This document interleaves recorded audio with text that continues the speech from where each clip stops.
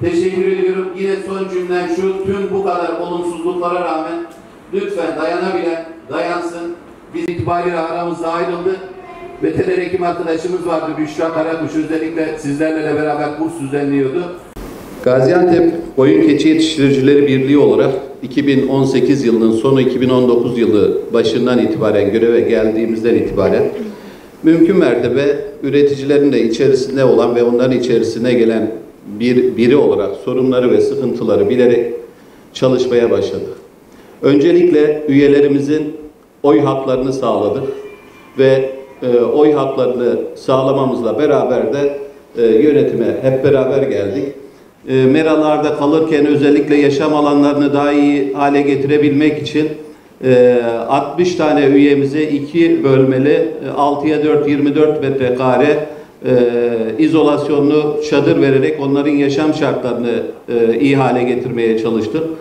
Sonrasında özellikle bu yaşam şartlarıyla beraber özellikle dağda kaldıkları, merada kaldıkları yerlerde elektrik yok. Onların elektrik ihtiyaçlarını karşılayabilmek için özellikle güneş paneli verdik. O karanlık gecelerini aydınlatmaya çalıştık bu projemizle beraber ve bu projemizle yine birliğimizin imkanları ve GAP İdaresi'nin destekleriyle yürütüldü. Bir diğer projemiz seyyal mobil banyoluk dediğimiz hayvanların dış parazitlere karşı ilaçlanması için bu projemizde 5 tane seyyar mobil banyoluk aldık. Birliğimizin imkanları ve GAP İdaremizin desteğiyle yine. Bir diğer projemiz özellikle sütler elle sağlıyordu. Sütler elle sağılmasın diye 180 tane üyemize GAP İdaremizin desteği, üyelerimizin katkıları ve birliğimizin katkılarıyla 180 tane üyemize mobil otomatik süt sağım makinesi verdik. Sütleri sağdıktan sonra sütlerin muhafaza edilebilmesi için yine GAP İdaremize yapmış olduğumuz Büyükşehir Belediye'mizin ve birliğimizin katkılarıyla 30 tane 300 litrelik süt soğutma tankı aldık ve şu an bu süt soğutma tanklarında keçi sütü, birlik olarak keçi sütü aldığımız işletmelerimize veriyoruz. Sütler bozulmasın diye burada muhafaza ediyorlar. Bölgenin en modern süt işleme tesisini kurduk. O gün kurulum aşamasında yaklaşık 4 milyon lira civarında bir maliyeti vardı. 540 bin lira İpek Yolu Kalkınma Ajansı'nda bu projemiz için de destek aldık. Yem maliyetlerinden dolayı yem satışına başladık. Şu an faal 2 tane yem bayimiz var ve piyasanın altında isteyen üreticilerimize yem satışı yapıyoruz. Aynı zamanda geçen yıldan beri de TMO aracılığıyla üyelerimizin arpa ihtiyacını karşılamaya çalışıyoruz. 2021 ve 2022 sezonunda yaklaşık 17 bin tona yakın arpanın üyelerimize dağıtımını gerçekleştirdik. Pandemi döneminde özellikle üyelerimizin karantina uygulanan köylerde sütlerini topladık. Onların yemi ihtiyaçlarını karşıladık.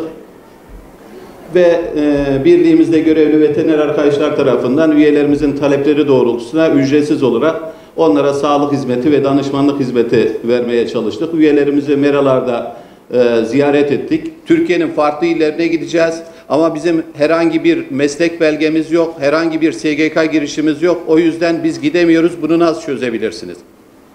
Ya bununla ilgili resmi kurumlar da herhangi bir belge veremiyorlardı çünkü herhangi bir resmi bağlılıkları yoktu. Birlik olarak o anda kalktık. Bu arkadaşlara geçici olarak birer yazı verdik ve iller arasında çünkü geçişler o zaman izne tabiydi ve bu arkadaşlarımızın gitmeleri gereken illere gitmelerini o zaman sağladık. Yemin torbası 130 liradan oldu 330 lira, 350 lira civarı. Arpanın kilogram fiyatı geçen sene 2 lira, 2,5 lira arasındayken şu an oldu 6 lira, 6,5 lira civarında. Dolayısıyla 3 sene önce bir koyun 1300 lira civarındayken şu an halen 1300 lira. Ve üretici şu an bir koyununa bakabilmek için bir koyun satması lazım ki bu işi devam ettirebilsin. 258 binden 337 bine arttırmışız. 3 yılda 80 bin hayvan arttırmışız. Şu anda ne kadar üyem küçükbaş hayvancılığı bıraktı bilmiyorum. Veyahut da şu an fırsatı olup da hayvanla müşteri bulup da ne kadarı satacak inancınız olsun bilmiyoruz. Bu sadece Gaziantep için değil, inanın şu an tüm Türkiye için böyle ve maalesef biz küçükbaş hayvancılığımızı şu anda geldiğimiz nokta itibariyle kaybediyoruz ve maalesef yetki makamında olanlar da bunları seyrediyorlar. Biz bu işi bırakmayalım. biz geleceğimizi kesmeyelim. Küçükbaş hayvancılığımızı bitirmeyelim. Biz sahip çıkmaya çalışalım. Hepinize teşekkür ediyorum. Sağ olun, var olun. Allah razı olsun.